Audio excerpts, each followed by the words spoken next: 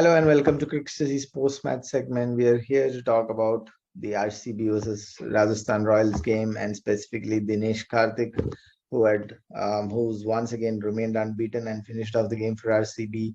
I have with me Prasenjit Dey. So Prasenjit, how was Dinesh Karthik's knock today? He was superb. Obviously helped by some wayward bowling by the Rajasthan Royals bowlers, but the way he attacked Ashwin in that over, that was simply brilliant. Today, everyone just saw like his full range of shots. Everyone knows how good a range hitter Dinesh Karthik is. He is probably the only good range hitter there is in Indian cricket right now who can finish off the innings well, and he showed that today. Right. Yeah, the Ashwin over was the beginning of it all. He got one down the leg side. He swept it away for four, I guess, or was it 6? Yeah, and that turned out to be a no ball, so he got a free hit. I think RR probably got their strategy wrong there. They should have probably bowled Yuzvendra Chahal. Like going by numbers in the last 2 seasons, Dinesh Karthik averages like 3.3 against leg spinners. That's like 7 dismissals in 33 balls. So that's ridiculous, and especially with Chahal, the kind of form he's in today, it is surprising to see them go for Ashwin, and I think they sort of compounded it. They just bowled 2 paces back to back. After that, there's some sort of obsession with teams to bowl spinners in the 17th over this season. Yeah. So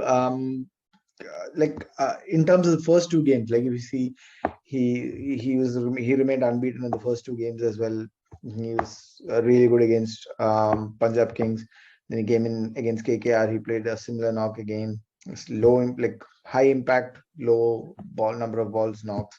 And again here today he was spectacular. So what do you think is really changed for Dinesh Karthik, like from pre-match, like pre-season to now? Like 2021 is definitely not his best at KKR.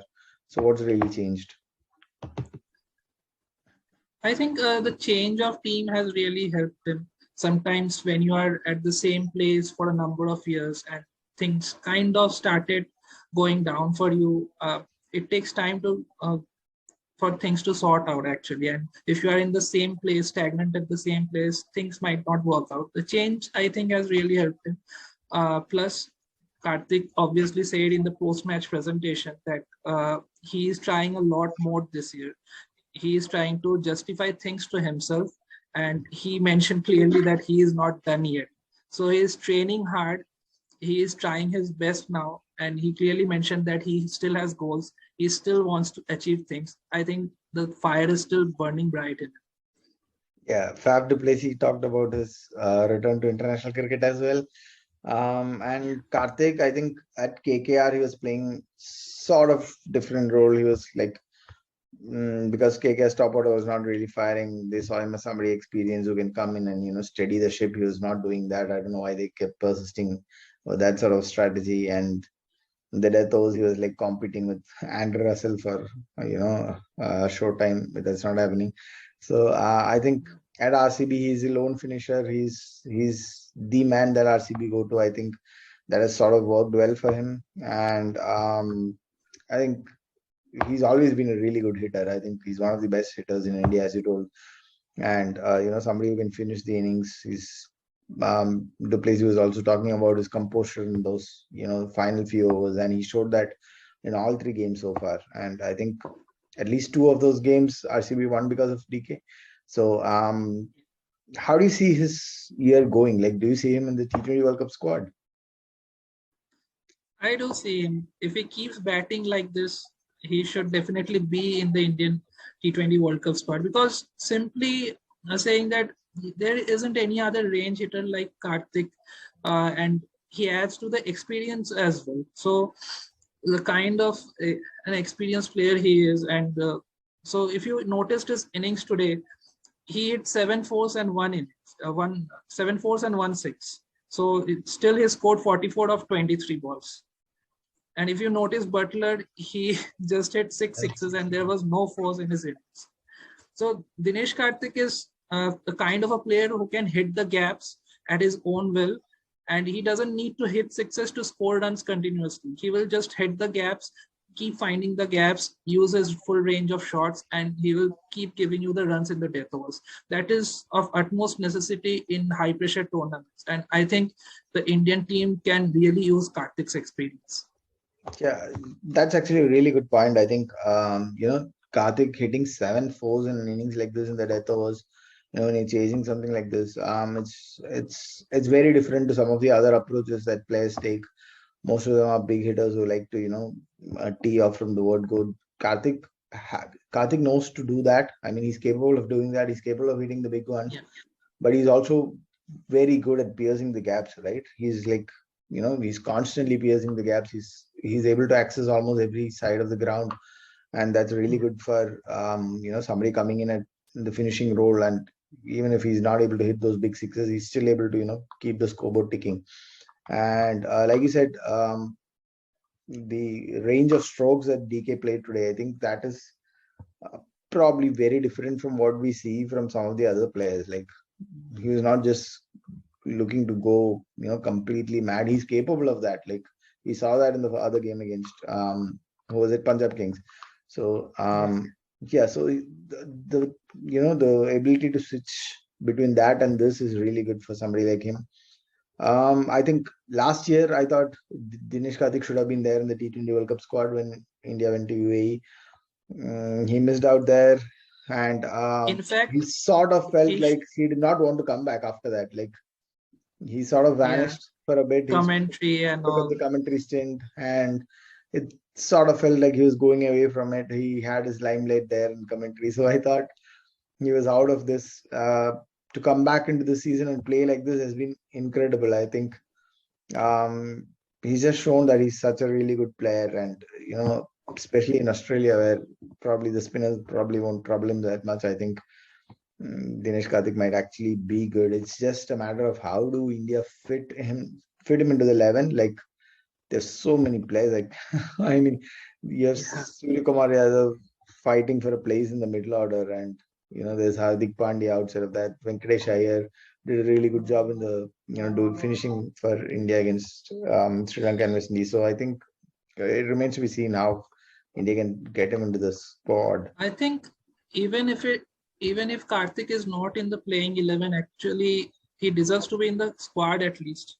And now that you say that he should have been in the last year's T20 World Cup squad, I think he should have never been dropped after that Nidahas Trophy final finish in Yeah, 2017. absolutely. I agree. I agree with that. The role he plays, the kind of role he plays, there will be failures in that role.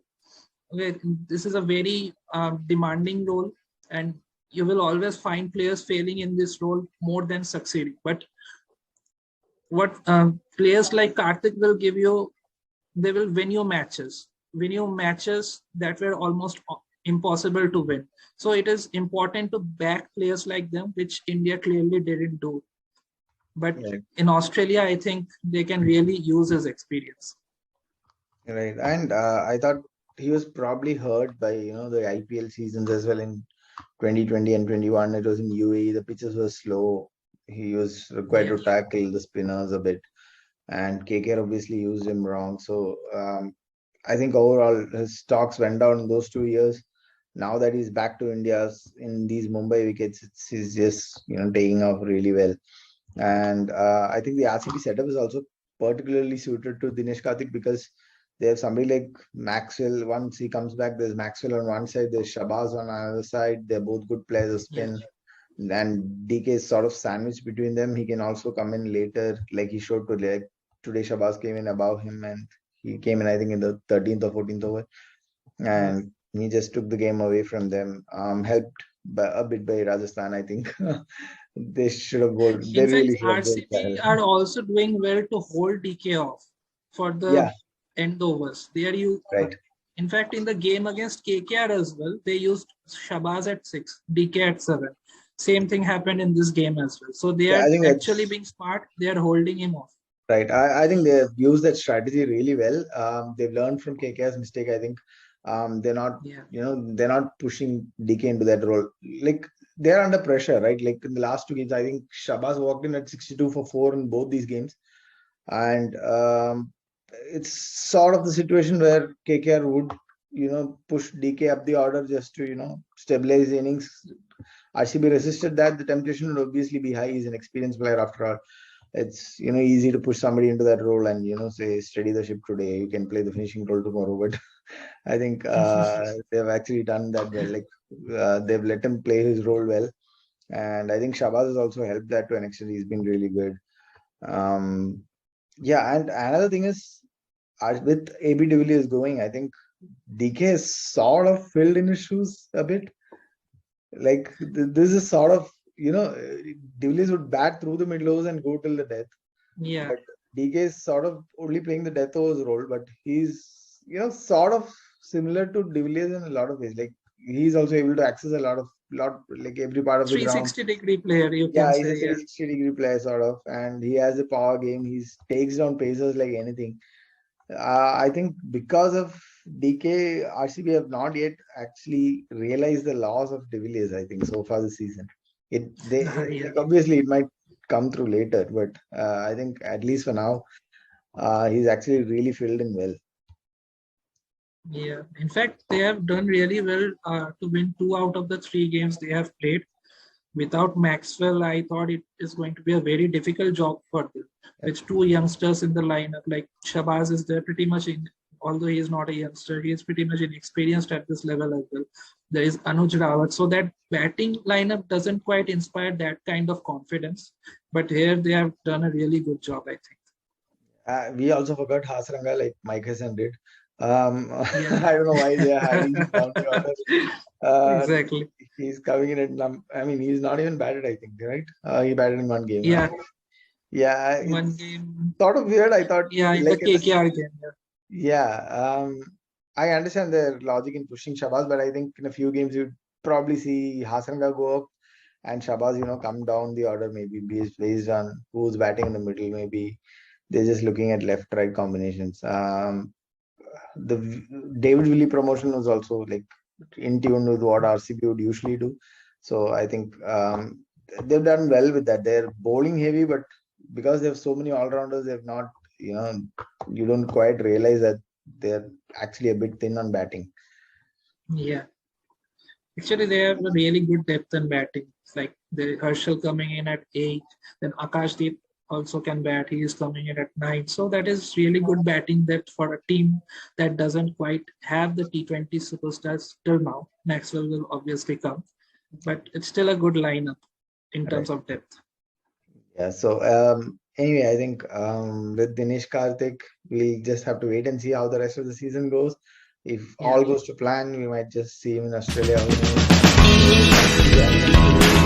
Back tomorrow with another segment. Thank you, Prasenjit. Bye. Thank you, Rohit.